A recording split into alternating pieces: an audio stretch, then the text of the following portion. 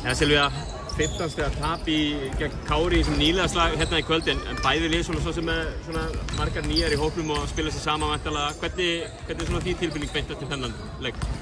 Sko margt jákvætt sem hægt að taka úr þessum leik, sko þrátt fyrir að það sé líka alltaf hægt að bæta sig.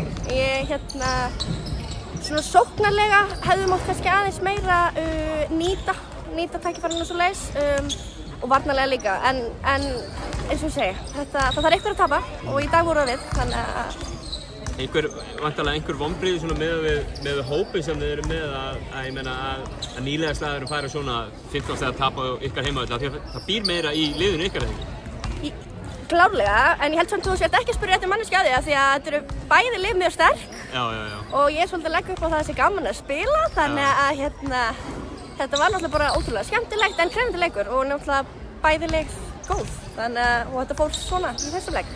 Talandi gaman að spila, þú ert með 18 stig í frumröðin þinni í bónusdeildinni, þú hefur aldrei spilað í bónusdeildinni áður. Hvernig leið þér að koma út á parkettið í kvöld? Ég hef reyndar að spila í bónusdeildinni áður. Já, þannig að en það eru komið held ég 5 ár síðan allavega frá því ég spilaði senast í bónusdeildinni, sko. Eða þú veist í úrvalsdeildinni þarf að segja. Já, úrvalsdeildinni, já. Það var þá Dominos. Það var Dominos, já. Fyrirgefðu.